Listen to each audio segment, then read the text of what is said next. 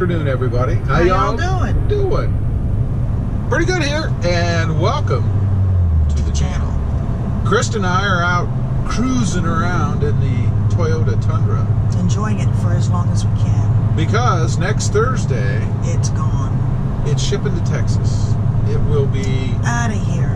Out of here.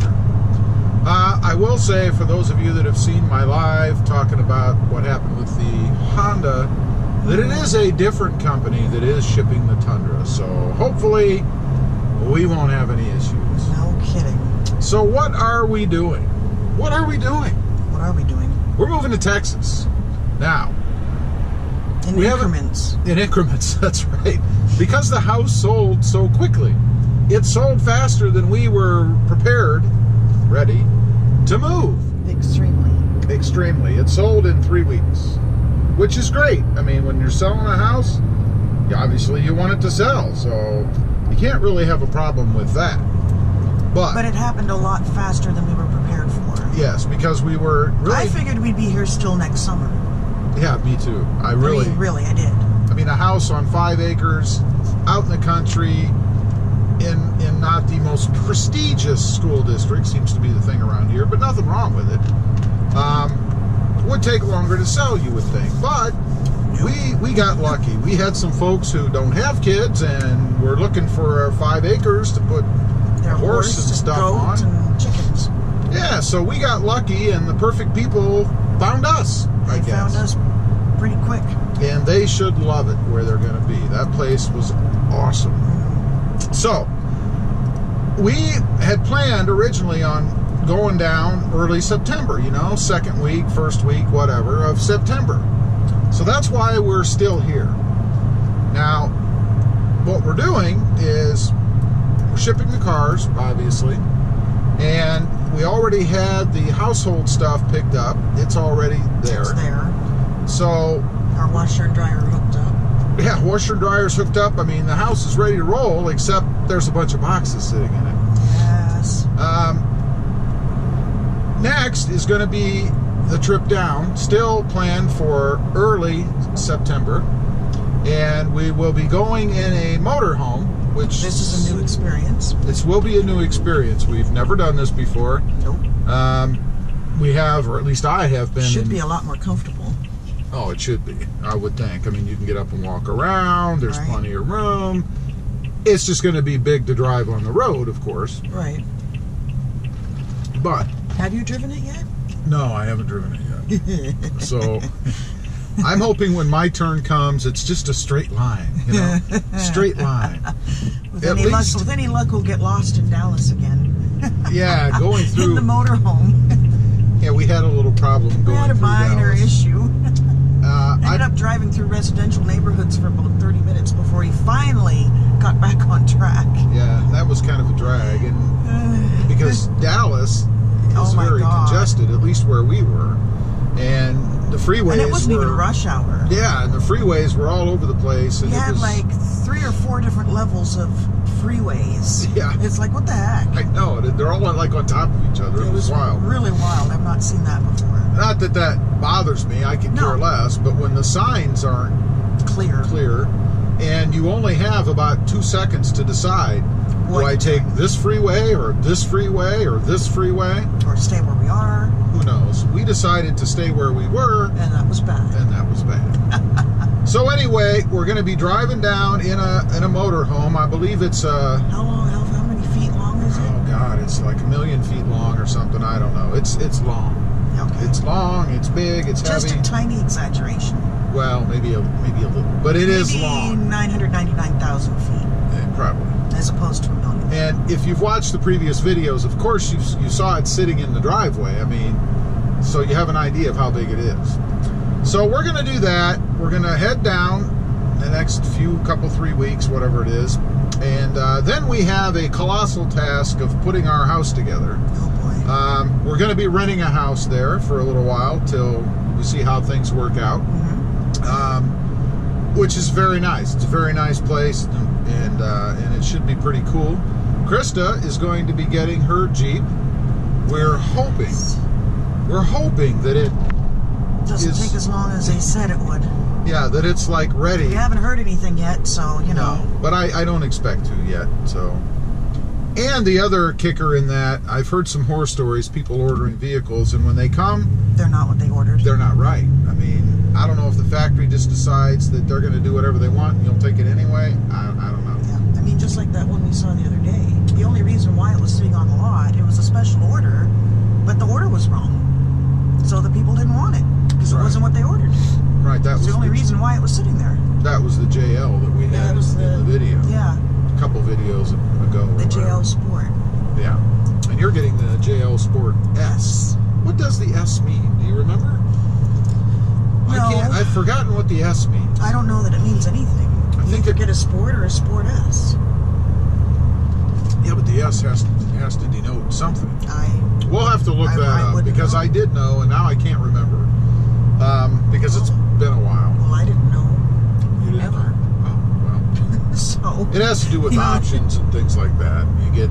Oh yeah, you get better options. I think you get power windows, power locks, push button start, that kind of stuff. Well, that Sport had push button start. It did, but wasn't that added? Didn't you say that you saw that added on the sticker after the fact or something? No, what was added after the fact was air conditioning. Oh yeah, because the Sport doesn't come with air conditioning, so you gotta add it. And that might be one of the things, that the S is. It has air conditioning in it. I don't know. Yeah. So that's going to be coming. We're going to be near, relatively, South Padre Island. Salt Life, here we come. Krista seems to have... Are you kidding me? Some affliction for the beach. I don't know. Oh, God. It rivals your affliction for vehicles, dear. I see. You can have fun with your vehicles, and I'm going to live on the beach. All right. So there will be plenty of Tundra and Jeep beach beach video, I guess. We'll have some new scenery. Yeah. I'm not sure if it'll be any good for kayaking, but I don't know. Yeah, Bob, I don't know about that. And I'm not sure. I don't believe you can drive. I don't think you can drive on the beach there, but I don't know. But I did see on our trip back from Texas some sort of sand dune like park or something. That would be awesome with the Jeep. So I don't know how close it was, though. I don't remember. You know, if it's a 5-hour drive, well, because Texas is a massive. It took like days to drive through Texas. Texas was long. Oh my God. God, it seemed almost as long as the whole trip together. So that's part of what we're going to do down there. Hopefully, I can find a shop that will be able to do, or I can put some faith in. The lifts and all that kind of stuff. I'm sure we will. Because there are a lot of shops down there. A lot. Well, and there are every truck and Jeep you see down there are all tricked out, lifted, massive tires, all kinds of stuff going on. So I have no doubt we'll find some place. It's just hopefully we're lucky and we find some place right off the bat that doesn't cause problems or break our vehicles or anything of that kind of nature. I'm kind of hoping that the dealerships down there, because it is so prevalent, do that kind of stuff as well. Because I'd have more faith, not knowing anything about anything, that they would do a good job. Maybe not. I don't know. That's true. I don't know. But given the number of vehicles that we saw that have been modded and lifted and everything else down there. I mean, all of them. Yeah, like every one you see. All of them. Yeah, so we're going to do that to both the truck and the Jeep. I don't know how severe of a lift you're looking for. I'm not looking for anything crazy. Severe, no. Just a little something to add, a little oomph. A little something. Make it a little more beastly. A beastly. She would like a beastly Jeep. A little bit beastly. Yeah, yeah. Well, I think it does. It'll be a girl beast. It does need to look kind of tough from the rear, you know. Right. And that means wheels that stick out about, for me, about maybe an inch. I think an inch beyond the wheel wells or the fenders, whatever. Looks pretty good. It just gives it a meatier looking stance from the back, you know. It does. So we've seen some examples around here, people that have done it, and I think that's a good look. Now, if you go too far, it looks stupid. So there is a fine line, I think, for how far you go. But that's another thing that we're going to do. There, of course, will be lots of different scenery down there as compared to where we are here. So it'll be very... Yes, they have cactus down there. Yeah, we can have a cactus on the front porch. Wouldn't that be cool? Huh? One of those tall cactuses? No, it's little itty-bitty lizards. Yes, there'll be lots of lizards. Lots of lizards. And there's another critter down there prevalent in this area, and that's the cockroaches. They have the big cockroaches. I'm not talking about the nasty ones. And they fly. Oh yeah, they fly. They're like, I don't know, 1.5 inches long? 2 inches long?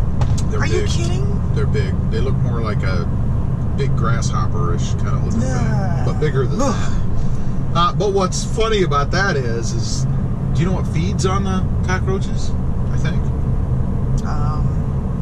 I don't know. The tarantulas. Well, then there are not enough tarantulas around then, evidently. Yeah, there's lots of cockroaches. We need more. I think I'm going to get some pet tarantulas. They can roam the house free. Yeah. So that way they can take care of the... I'd rather have that than cockroaches. Yeah, I think so. But I thought I was done with cockroaches. I lived in Toronto, any big city, there's cockroaches.